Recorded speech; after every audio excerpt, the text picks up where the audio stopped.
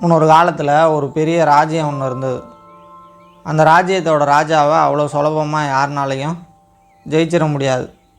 ஏன்னா அவர்கிட்ட நிறையா படை வீரர்களும் சக்தி வாய்ந்த படைகளும் இருந்தது.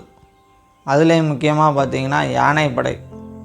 யானைப்படை ரொம்ப பலம் வாய்ந்ததாக இருந்தது.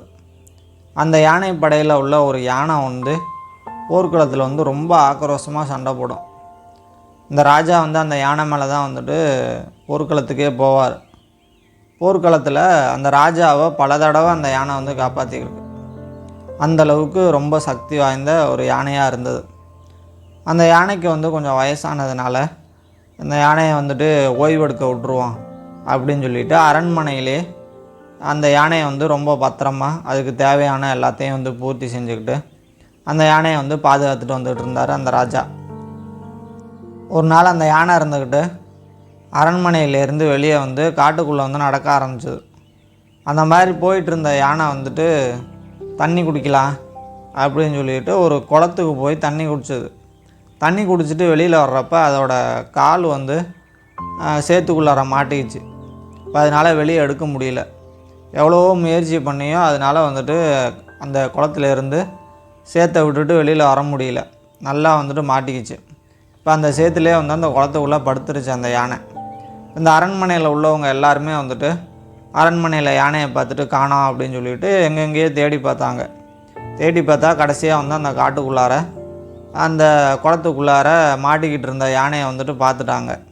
இப்போ இவங்களுக்கு என்னடா இது இவ்வளோ சக்தி வாய்ந்த யானை இருந்துக்கிட்டு இப்படி மாட்டிக்கிச்சே அப்படின்னு சொல்லிட்டு ராஜாவுக்கும் தகவல் கொடுத்துட்டாங்க. ராஜா அங்கேருந்து நேராக வந்தார். இந்த யானையை பார்த்துட்டு ரொம்ப வருத்தப்பட்டார். இந்த யானையை எப்படியாவது இந்த குளத்துலேருந்து வெளியே எடுத்துருவோம் அப்படின்னு சொல்லிட்டு வீரர்கள்ட்டெல்லாம் இந்த யானையை எப்படியும் காப்பாற்றிடணும், எப்படியாவது வெளியே எடுத்துருங்க அப்படின்னு சொல்லிட்டு சொன்னார். இப்போ இந்த வீரர்களும் எவ்வளவோ முயற்சி பண்ணாங்க. ஆனால் அந்த யானையை அந்த குளத்துலேருந்து அந்த சேத்துலேருந்து வெளியில் எடுத்துகிட்டே வர முடியல. இந்த ராஜாவுக்கு பயங்கர வருத்தம்.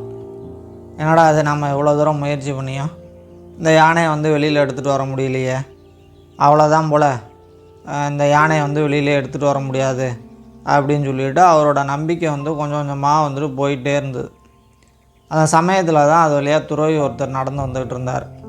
அவரை பார்த்த உடனே வேகமாக அந்த துறவிட போயிட்டு, ஐயா இந்த மாதிரி இந்த யானை இந்த சேத்துக்குள்ளே மாட்டிக்கிச்சு, இது ரொம்ப சக்தி வாய்ந்த யானை, போர்க்களத்தில் ரொம்ப ஆக்ரோஷமாக சண்டை போடும், என்னையவே பல தடவை இந்த யானை காப்பாற்றி கொடுத்துருக்கு, அந்தளவுக்கு சக்தி வாய்ந்த யானை.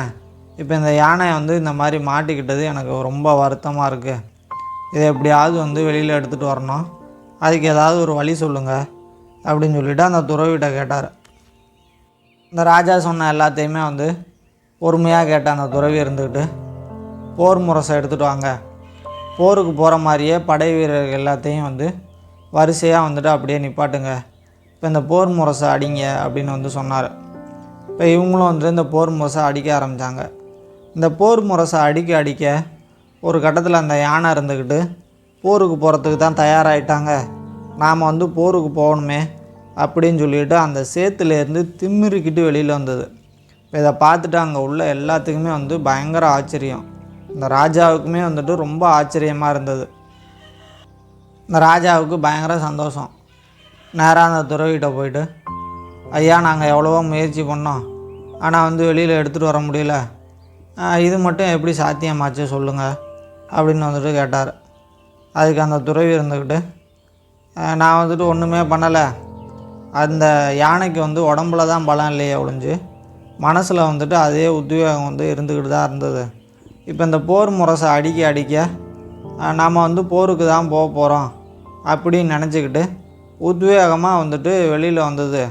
அந்த உத்வேகத்தை மட்டும்தான் நான் தூண்டி விட்டேன், வேறு எதுவுமே நான் பண்ணலை அப்படின்னு அந்த துறவி இந்த ராஜாட்ட சொன்னார். இதே மாதிரி தான் நம்மளோட வாழ்க்கையிலையும் நாம் எல்லாத்துக்குமே இதே மாதிரியான ஒரு உத்வேகமும் உற்சாகமும் அப்படியே தான் இருக்குது. நாம் எப்போ நம்மளைய தாழ்வாக நினைக்கிறோமோ அப்போ தான் நம்ம பிரச்சனைக்குள்ளே சிக்கிக்கிறோம்.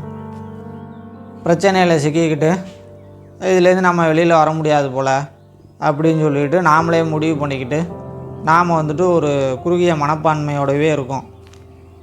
அதனால் இந்த குறுகிய மனப்பான்மையை தூக்கி போட்டுட்டு நம்மளாலேயும் வந்து எல்லாமே சாதிக்க முடியும் அப்படின்னு சொல்லிட்டு நேர்மறையாக சிந்திப்போம், உத்வேகமாக இருப்போம் அப்படின்னு சொல்லிட்டு இந்த கதையை நான் முடிச்சுக்கிறேன்.